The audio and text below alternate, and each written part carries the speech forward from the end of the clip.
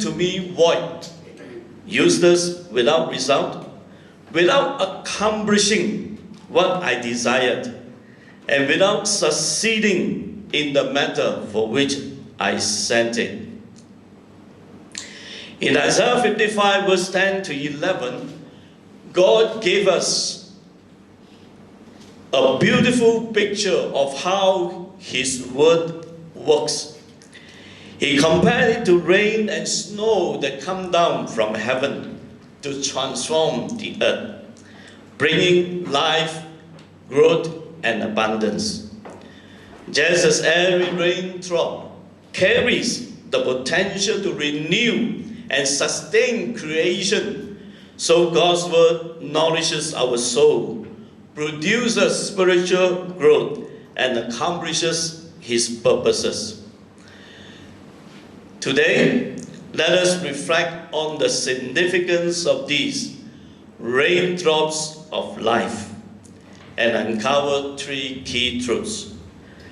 Firstly, raindrops of life bring nourishment of our spirits. Secondly, they lead to growth and fruitfulness in our walk with God. And thirdly, they fulfill the divine purposes that God has for each of us. Let's pray. Father, we just want to thank you so much this morning that you have brought us together. My heart rejoices to see each one of us that are gathered here this morning. We ask, O Lord, that as we desire to hear from you, Father, we ask that the Holy Spirit will minister to us in your own way. Let every heart be touched with your word. We thank you, dear Father. In Jesus' name we pray. Amen. Praise the Lord. Let me share with you three key truths. Raindrops of life bring nourishment. Raindrops of life bring growth and fruitfulness. Raindrops of life bring fulfillment of God's purposes. Let's begin with our first key truth. In Isaiah 55 verse 10a, as the rain and the snow come down from heaven and do not return there without watering the earth. Many years ago, I watched a documentary film that depicted the changing seasons of the African savanna. The savanna experiences two main seasons, wet and dry.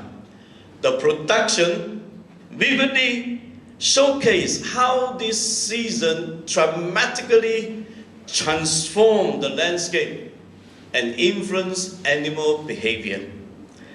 During the dry season, the African savanna becomes a landscape of endurance and survival. The vibrant greens fade to dusty browns. Rivers retreat, leaving behind cracked riverbeds and isolated pockets of water. And water holes become lifelines for animals. Elephants dig deep into dry riverbeds, searching for hidden moisture, while zebras and wildebeest gathered at drinking water holes.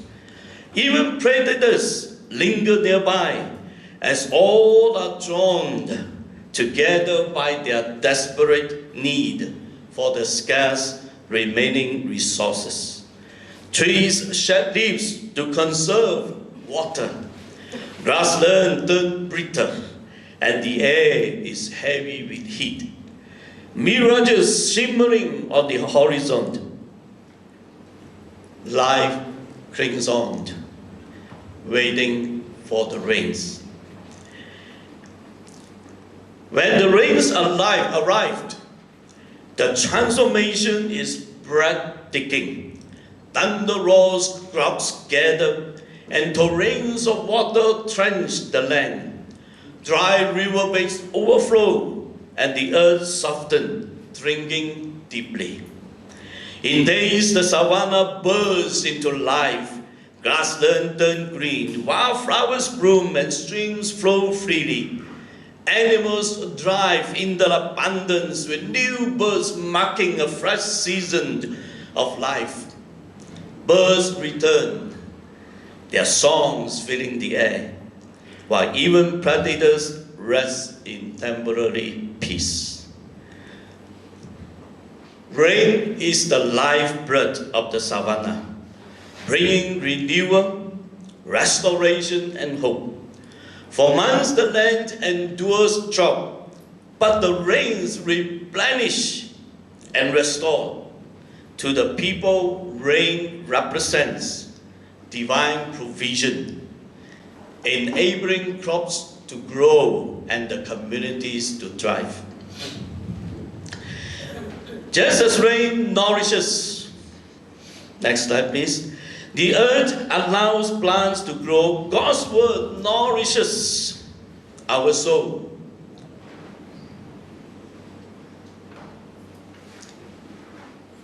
Back check please. The slide, please, back check please. Okay, back check again. Back check again. Okay. Just as rain nourishes the earth and allows plants to grow, God's word nourishes our soul. Without rain, the earth would be barren, and without God's word, our souls will remain spiritually dried. Matthew chapter 4 verse 4 says, "Man shall not live by bread alone, but by every word that proceeds from my mouth." God's word sustains us spiritually in the same way that rain sustains life on earth. Just as rain brings life to a parched land, causing it to flourish and thrive, so the word of God nourishes and sustains the believer's soul. In seasons of drought, when life feels dried and weary, the word refreshes, revives, and restores, giving strength and direction. It is the living water of God's word that quenches spiritual thirst, enabling growth, fruitfulness, and the renewal of faith, just as rain transforms barren fields into vibrant landscape. Rain doesn't just fall on the ground, it transforms it, bringing dead soil to life. Likewise, when God's word enters our hearts, it doesn't leave us the same. It has the power to transform our lives, soften hard hearts, and bring dead areas of our life back to life. This is the essence of spiritual nourishment. It gave us the strength and vitality to live according to God's word. Are we opening our hearts daily to receive the raindrops of God's word? Just like the earth needs regular rain to thrive, we need regular exposure to God's word to remain spiritually healthy. Make a habit of seeking God's word and allow it to nourish you daily. Let's move on to the second truth. Raindrops of life bring growth and fruitfulness. Isaiah 55 verse 10b says, "Making it bud and sprout, and providing seed to the sower and bread to the eater." Just as rain fosters growth in plants, the word of God nurtures spiritual growth in believers. This growth is essential for believers to mature in their faith, reflect Christ in their lives, and fulfill God's purpose. Now let's explore why spiritual growth is necessary and how the Word of God facilitates this process. Spiritual growth is not optional for believers. Spiritual growth is not optional for believers. It is vital for a thriving Christian life. Now let me just share with you 4 reasons why. The first reason is to reflect the character of Christ. One of God's ultimate goals for every believer is to reflect the character of Christ. Our spiritual journey is not just about knowing God, but becoming more like Him. Romans chapter 8 verse 29 declared, For those God foreknew, He predestined to be conformed to the image of His Son. This is a powerful reminder that God's plan for us goes beyond salvation. It involves transformation. Spiritual growth is the process through which this transformation happens. As we grow, we begin to shed the sinful behaviors and attitudes that once defined us.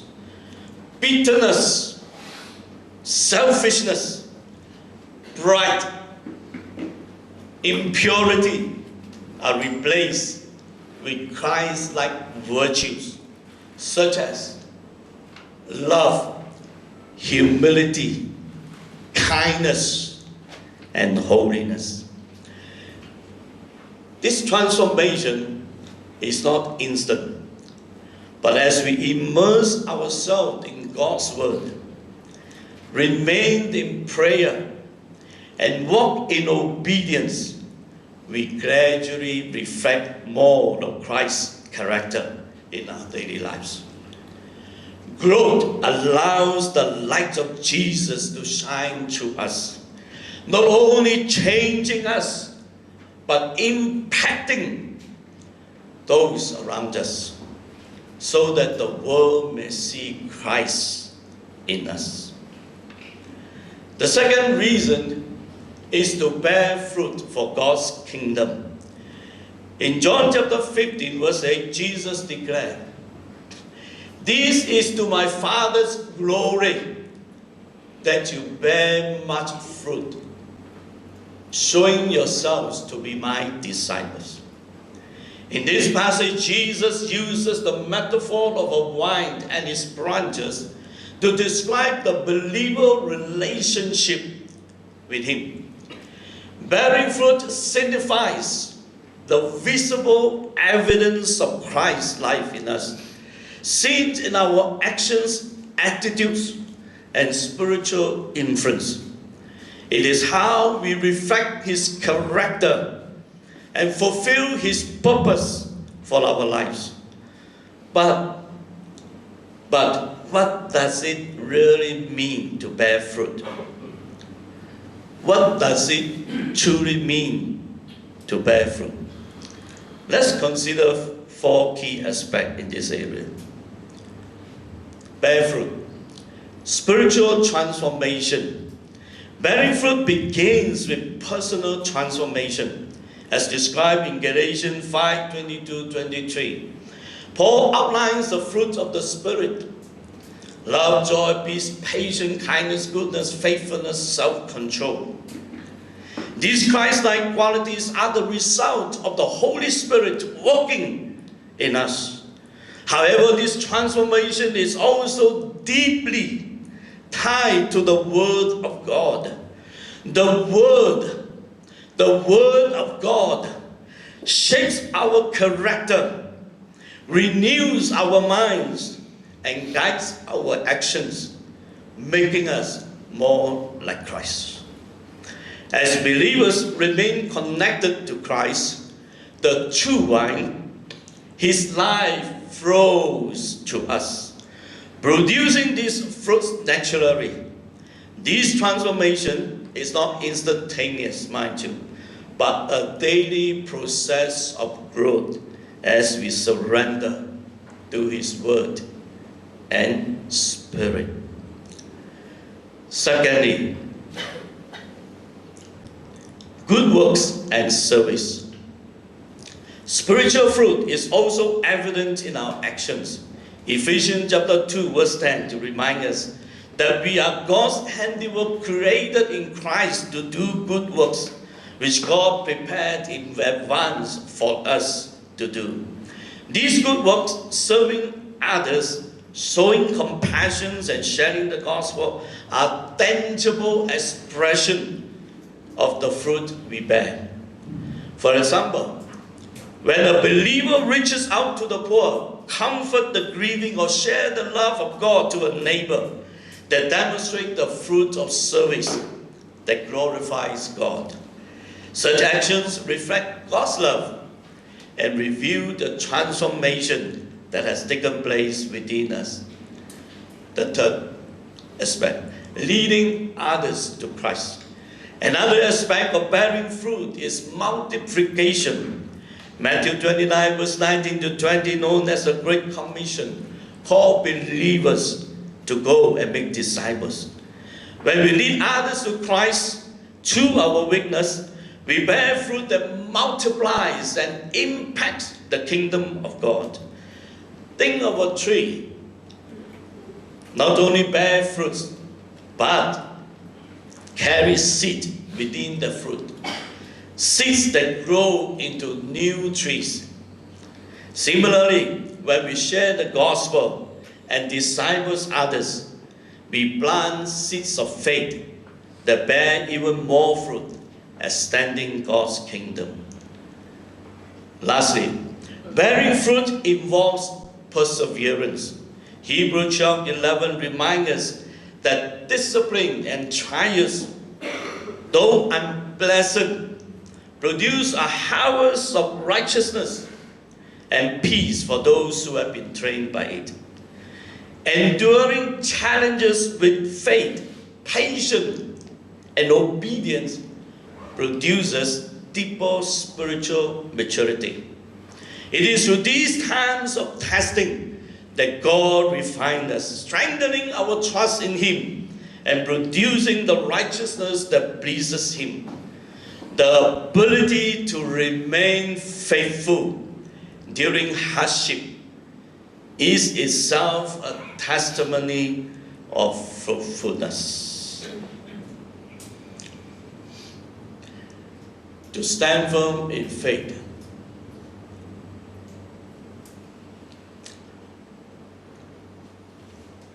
To stand firm in faith is one of the clearest evidence of spiritual growth. As believers grow in the knowledge of God and in His Word, we are strengthened to resist temptation and endure life's trials. Ephesians chapter 4 verse 14 describes the danger of spiritual immaturity, saying, "Then we will no longer be infants, tossed back and forth by the wave, and blown here and there by every wind of teaching. Without growth, faith can waver, shifting with every change of false doctrine that comes our way. Immature believers are like small boats on a stormy sea, lacking the stability to stay the course." But spiritual growth changes that. As we mature in Christ, our faith becomes anchored. We learn to discern truth from error and to trust God even when life's storm rage around us. We stand firm not because the waves have stopped, but because our foundation is secure. This kind of resilience allows us to navigate trials with confidence, knowing that God's word and promises are unshakable. Spiritual growth provides the stability every believer needs to remain steadfast in Him, no matter the circumstances. To fulfill God's purpose.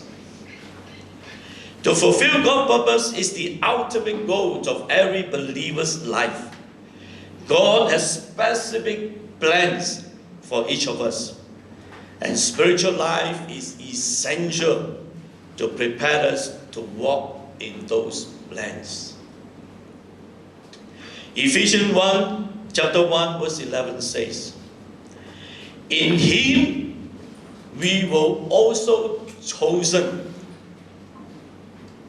having been predestined according to the plan of Him who works out everything in conformity with the purpose of His will. This verse reminds us that God's purposes for our lives are not random. They are part of His greater plan to bring glory to Himself.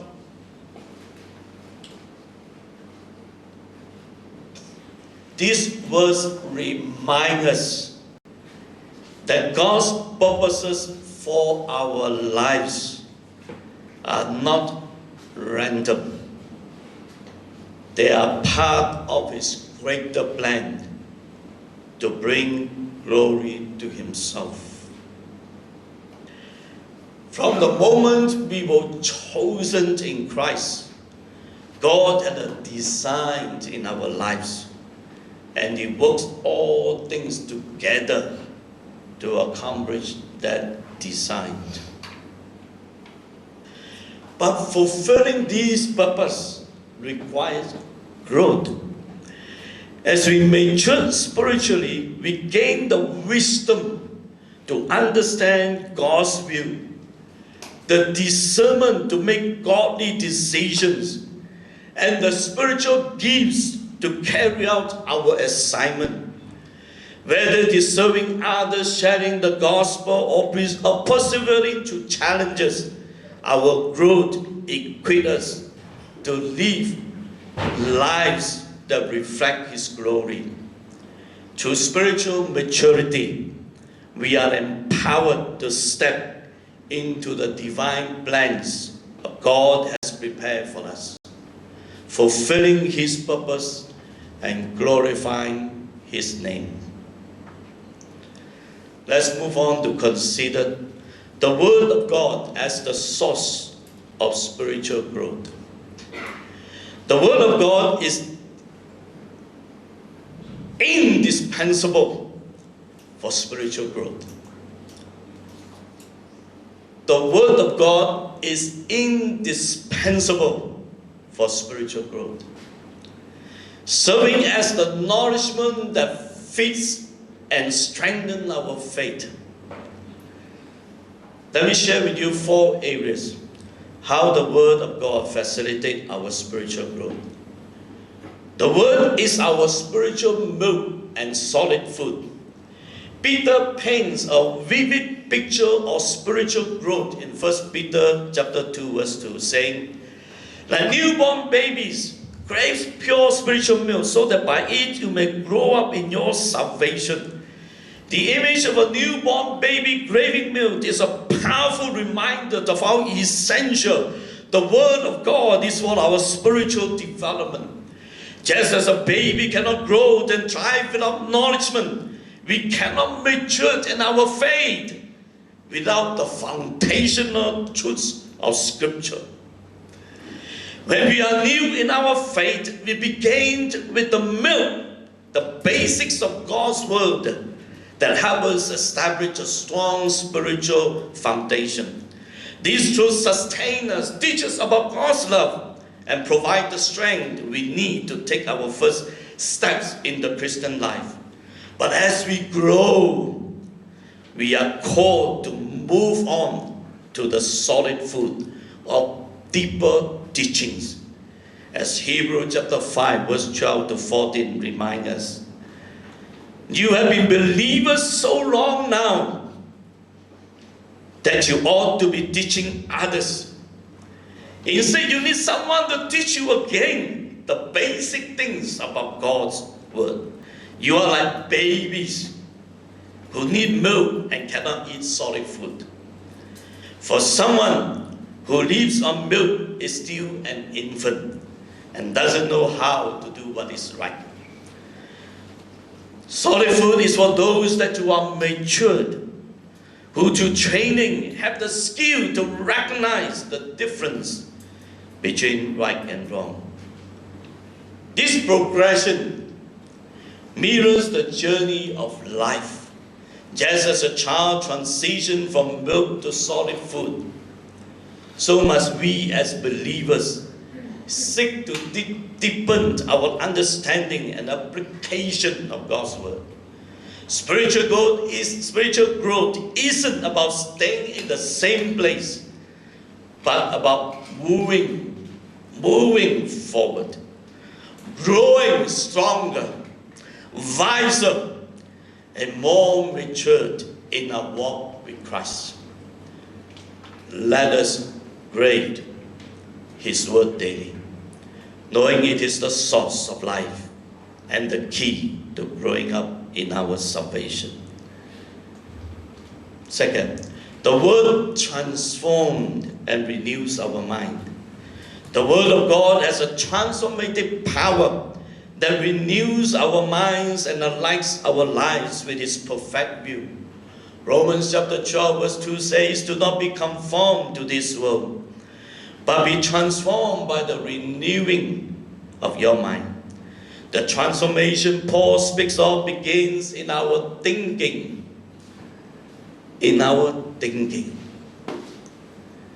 Through God's word, we exchange worldly patterns for heavenly truths, shaping our thoughts to reflect His wisdom and purpose. Colossians chapter 3 verse 2 encourages us to set your minds on things above, not on earthly things. And verse 16 adds, "Let the message of Christ dwell among you richly." The more we immerse ourselves in the scriptures, the more our perspective shifts from temporary earthly concern to eternal heavenly priorities. This grounding keeps us focused and spiritually stable in a chaotic world. I wish I had more time to explain further. Hebrews chapter 4 verse 12 take it even deeper. "For the word of God is alive and active, sharper than any double-edged sword. It penetrates even to the dividing soul and spirit, joints and marrows. It judges the thought and attitudes of the heart." The word of God is not passive. It actively works within us, exposing and refining our innermost thoughts and intentions. It challenges what needs to change and empowers us to align our minds with God's purposes. As we allow the word to dwell richly within us, it reshapes how we think, what we desire, and ultimately how we live.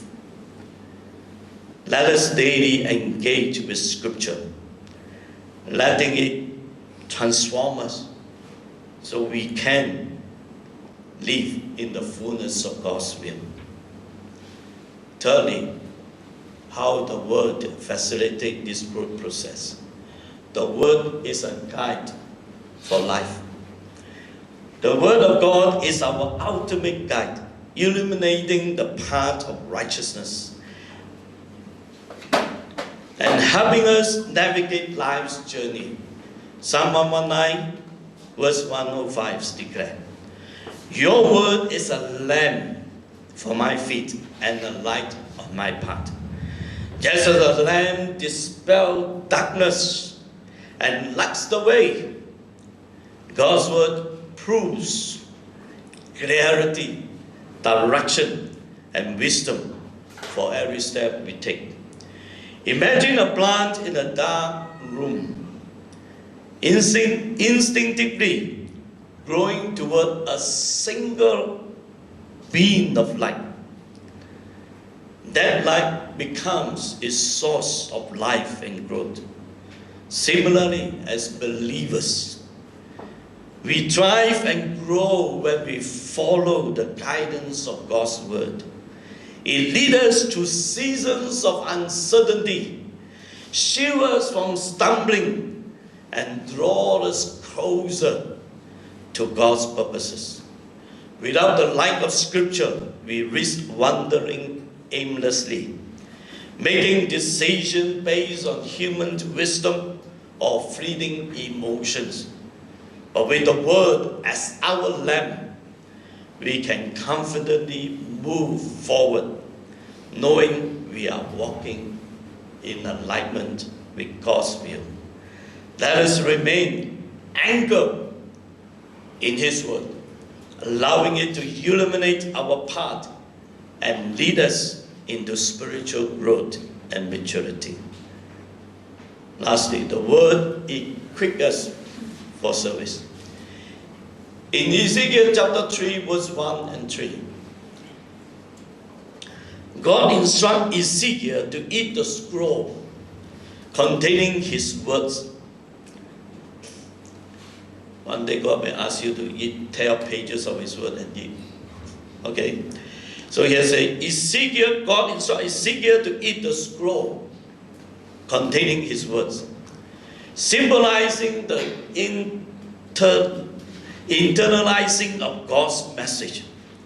Though the scroll contains words of judgment, Ezekiel finds it as sweet as honey, showing that God's word nourishes and strengthens us, even when it challenges us.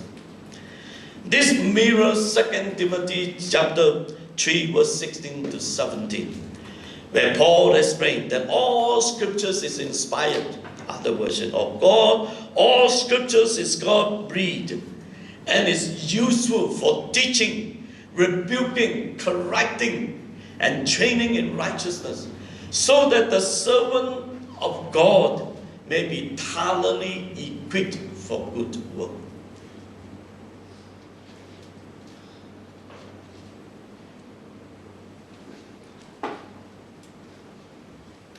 You don't have to raise up your hand, just a thought. How many of you actually believe that the Bible is the Word of God? How many of you actually believe that all Scripture is God-breathed, God-inspired? If you believe that the Scriptures is God-inspired, you will believe that what is recorded in the Bible. Actually, I purposely bought this Bible for preaching. You know, and you may be wondering whether I can read it or not. Because it's very small. Okay, but I test it out, I can read it.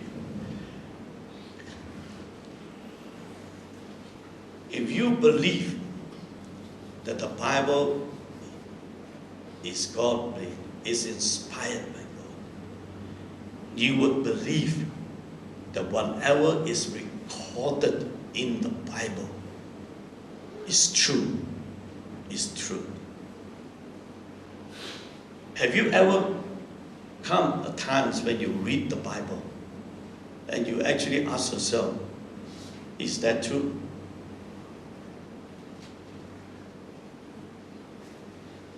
The Bible recorded about people that are being possessed by demons.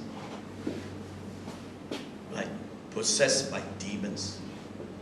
How many of you, okay, you can raise up your hand.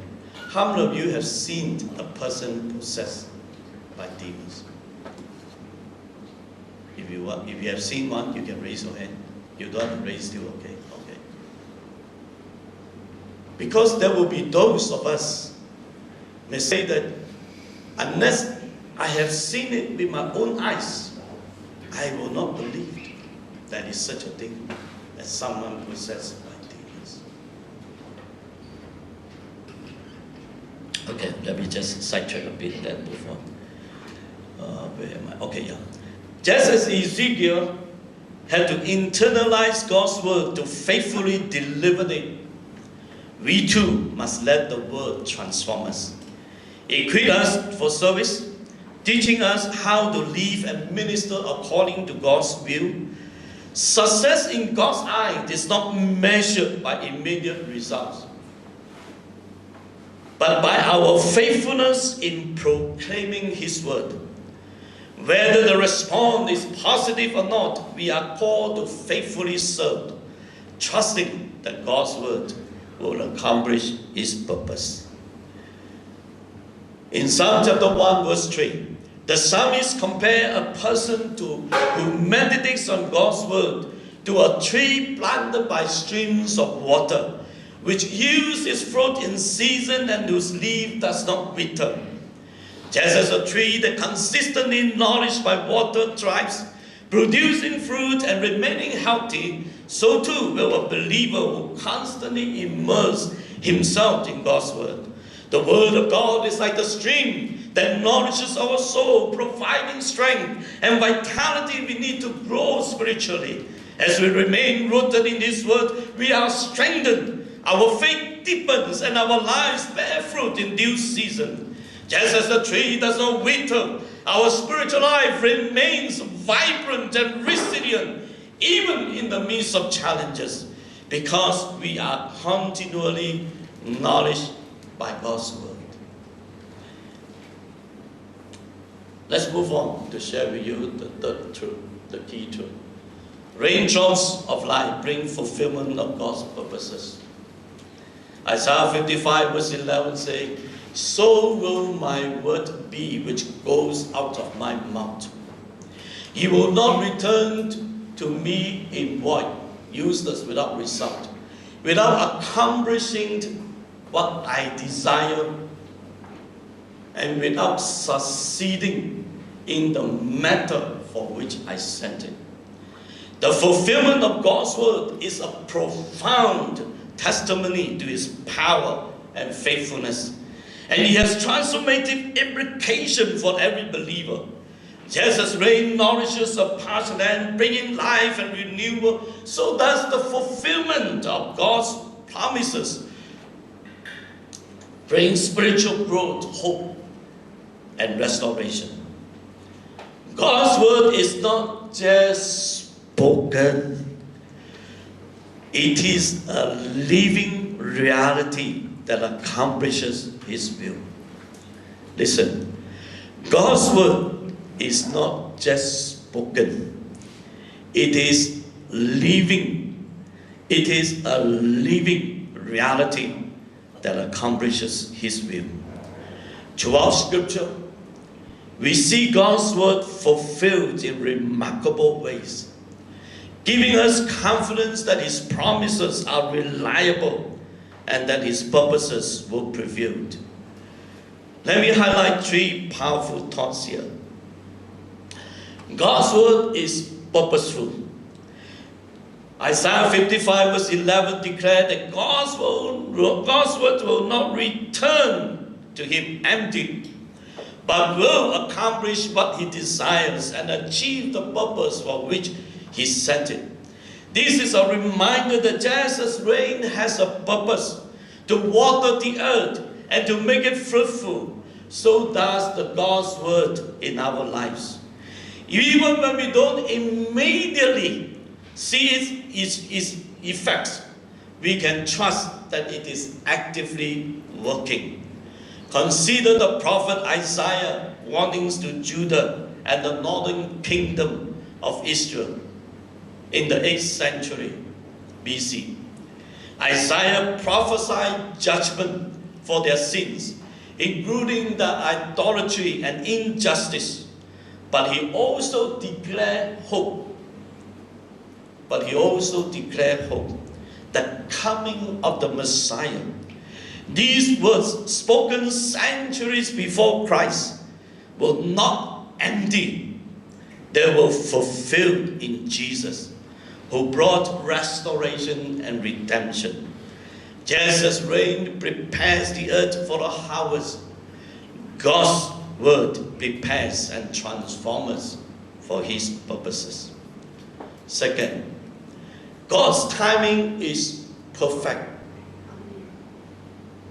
The effects of rain are not always immediate. A seed might lie dormant under the soil, waiting for the right season to sprout. Similarly, God's word works in His perfect timing. often beneath the surface, preparing us for the future harvest. When Isaiah prophesies about the Assyrian invasion, it seemed distant and unlikely, yet it came to pass as God had declared. Later, Jeremiah prophesies that Judah would face exile in Babylon for 70 years. This prophecy was fulfilled precisely, showing that God's word operates on His timeline, not ours. Whether in seasons of waiting or fulfillment, we can trust that God's word is actively working, bringing His purpose to fruition. Thirdly, God's promises are always fulfilled. God's promises are always fulfilled. God's word is reliable and trustworthy. As 2 Corinthians chapter 1 verse 26, all the promises of God in Him are yes, and in Him, amen. All the promises of God in Him are yes, and in Him, amen. The fulfillment of prophecies is a powerful testament to this truth. Since this is Christmas season, I took the liberty to compile a list of these prophecies related to our Lord Jesus Christ. Take for example, the prophecies in Micah chapter 5 verse 2, which foretold that the Messiah will be born in Bethlehem. But you, Bethlehem Ephratah, out of you will come for me one who will be ruler over Israel. This was fulfilled in Matthew chapter 2 verse 1, which declared Jesus was born in Bethlehem in Judea. Similarly, Isaiah chapter 7 verse 14 prophesies the Messiah's miraculous birth, saying, the virgin will conceive and give birth to a son and call him Emmanuel. This prophecy was fulfilled in Matthew chapter 1 verse 22 to 23, where the angel affirmed that the Virgin Mary would bear a child by the Holy Spirit. In His ministry, Jesus fulfilled the prophecy in Psalm 78 verse 2, which say, the Messiah will teach in parables. I will open my mouth with parable. In Matthew chapter 13 verse 34, we see Jesus teaching the crowds through parables, revealing the mysteries of God's kingdom. In Isaiah 35 verse 5 to 6, foretold that the Messiah would heal the sick. Then will the eyes of the blind be opened and the ears of the deaf unstopped. This was fulfilled that Jesus brought healing to many, as recorded in Matthew 11 verse 4 to 5. The blind receive sight and the lame walk, and those who have leprosy are cleansed, even in the suffering and death. God's word was fulfilled. Zechariah 11, chapter 11 verse 12 to 13 prophesies that the Messiah will be betrayed for 30 pieces of silver. They pay me 30 pieces of silver. This came to pass in Matthew chapter 26 verse 14 to 16, when Judas betrayed Jesus for the exact amount. Isaiah 53 verse 12 predicted that the Messiah would be crucified with criminals. He was numbered with the transgressors. This was fulfilled in Luke 23 verse 33, where Jesus was crucified between two criminals. Even after His death, Psalm 34 verse 20 declared that the Messiah bones will not be broken. He protect all His bones, not one of them be broken. In John 19:33, we see this fulfilled when the soldiers did not break Jesus' leg because He had already died. Finally, the ultimate fulfillment came in His resurrection. Psalm 16 verse 10 prophesies, you will not let your faithful one see decay. This was fulfilled in Luke 24 verse 6 to 7, when the angel prophets proclaimed, He is not here, He has risen. He is not here, He has risen. Jesus' ascension was also foretold in Psalm 68 verse 18. When you ascended on high, you took many captives. This was fulfilled in Acts chapter 1 verse 9, where Jesus ascended before the disciples' eyes. And actually in verse 10 it says that this same Jesus that you saw, that you see ascending up into heavens, He will come back again in the same manner. But that has yet to be fulfilled. But with all these prophecies that has been fulfilled, and I'm sure that the second coming of Christ is a real thing, that it will be fulfilled. He will be fulfilled in according to God's timing. Through the prophecies of Isaiah, Jeremiah, and the other prophets, we see how God's word always accomplishes His purpose. Whether it was the judgment of nation, the exile and the restoration of Israel, or the coming of the Messiah, His word proved true. Just as Isaiah 55 verse 11 declared, so will my word be which goes out of my mouth. It will not return to me then void, useless without result, without accomplishing what I desired, and without succeeding in the matter for which I sent it. So is my word. Another version say, so is my word that goes up from my mouth. It will not return to me empty, but will accomplish what I desired and achieve the purpose for which I sent it. Are you trusting in the power of God's word in your life? Just as rain is essential for the earth's survival, God's fulfilled word is vital for our spiritual growth and renewal. If He has spoken a promise over your life, I'm sure some of you have received word of prophecies in the past. If He has spoken a promise over your life, trust that it will come to pass. Trust that it will come to pass. Even when the result aren't immediate. Even when the result aren't immediate. I worked for 32 years in the bank. And out of the 32 years, I worked 9 years as a clerk. I waited for 9 years before God gave me a break. But certainly whatever that God has promised in His word was brought into fulfillment. The same God who fulfilled every prophecy concerning Jesus will fulfill His promises to you. Let us hold fast to His word, knowing that it is alive, powerful, and unfailing. Let me conclude.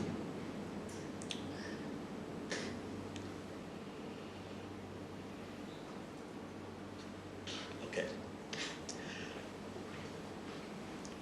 You know, when I went for this, it's not in my script, not in my notes. When July, I think it's July, that we climbed the Mount Kinabalu, Gunung Dahan. Okay. So when I climbed the ground, when I joined Brother Rick was there, leading our team to climb Mount Gunung Dahan. Okay. You know, I had to carry about 14 to 15 kg of stuff. And it was very tough. So one of the things that we minimize is water. Right? So I just took about, 1 liter or 500 ml, the liter of water. So cut the story short, I did not have enough water. There was dehydration. So when I came back, I did a follow-up with the clinic. They scheduled a blood test for me after I came back from Gunung Dahan. So the test revealed that there is something wrong with my kidney. It went up to, they call it the third stage. So that doctor asked me, hey, what did you eat? You know, did you take any traditional medicines? So I said, I don't take traditional medicines, but I did went to Gunung Dahan, got enough water. Oh, I see, so probably because of dehydration. So he advised me, drink more water. So the next following week, he scheduled another blood test, but thank God that it was okay. It was acceptable. And recently, again, the same thing happened. And again, the blood test, and he said, hey, you better drink more water. So I think the thing that happened, come to think of it, is not a coincidence. Ezekiel was asked to eat the scroll. In fact, Ezekiel was asked to do a lot of things. Took a lot of actions that God required him. For example, asked him to sleep on the site for 390 days. And the worst thing was his wife has to die. Okay, so in my case, I think God has allowed me to go through this experience. That water is important. That I need to drink more water to maintain good health. So likewise, the Word of God. The Word of God perhaps is a very powerful reminder to me that I need to constantly expose myself to the Word of God. Because it is the Word of God that will sustain my spiritual life. Not to be boastful, but I dare to say that this year is my 50th year as a Christian. I have always, since the day that I accepted Christ, that I always tried to live by the Word of God. The Word of God served as a guide for me.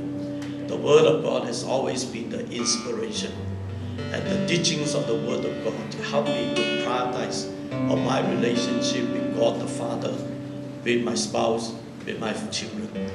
And nothing comes in between in the way. And that's why in my line of work, I will not compromise my relationship with my family. I always come back home for dinner with my wife. And I will always come back home to dinner with my wife and with my family. And that's why, because I have lived by the principles that is being laid down by the Word of God, I believe God, I always felt that God has always granted me favor.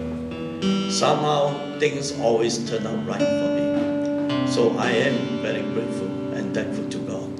So my encouragement to all of you today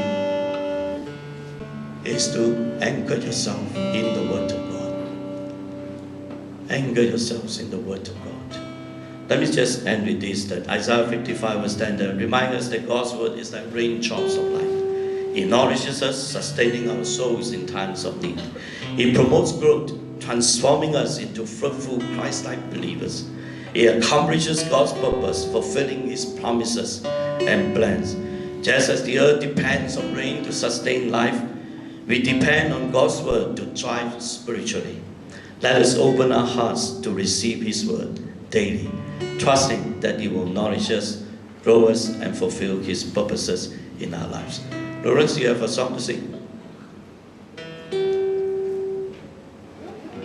You have a song to lead? Okay, go ahead.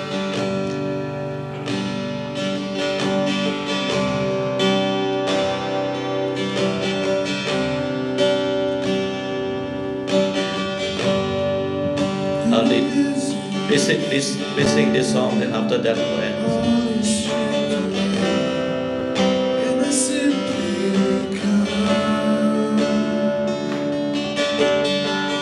we'll stay together. Something that's a word to bless you.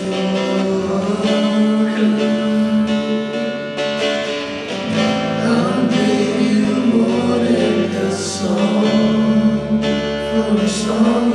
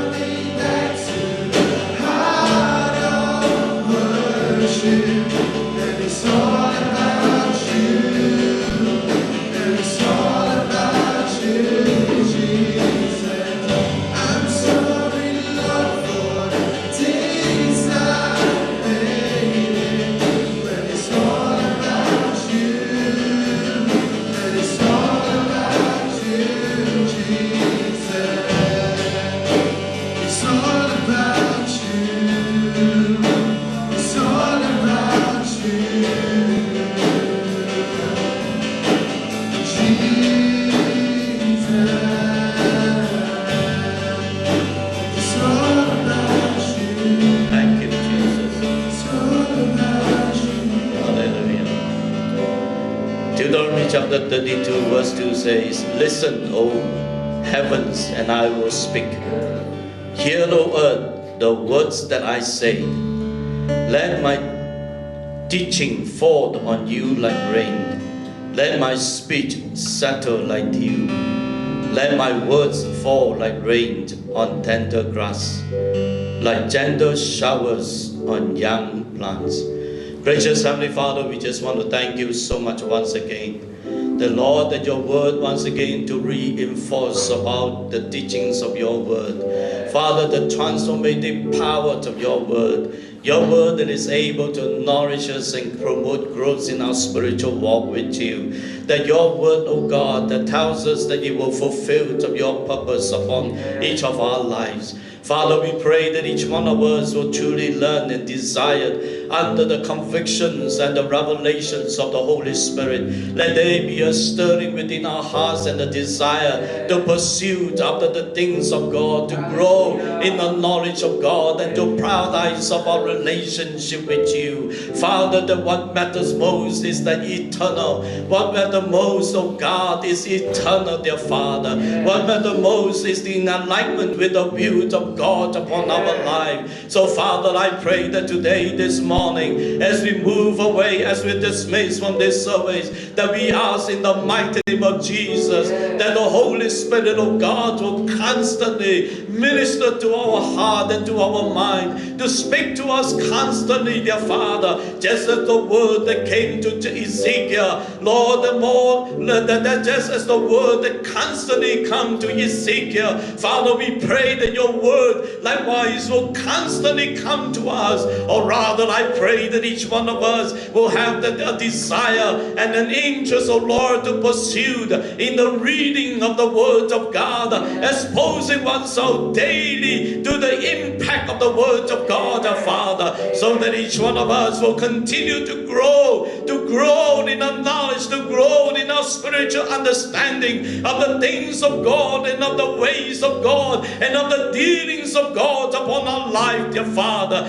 Truly indeed, let us be like the tree that planted by the river, Lord, that will bear forth fruits in this season, and that its leaf will not dry, dear Father. So we just want to thank you so much, oh God, in the name of Jesus, that I invoke of your blessings upon each one that is represented here this morning. Let there be the blessings of prosperity. Let there be the blessings of Lord, let there be the blessings of good health. Let there be the blessing of a more powerful move of the Spirit upon each of our lives. Father, thank you so much, oh God. In Jesus' name we pray. Amen. Amen. God bless you. Matthias, this day.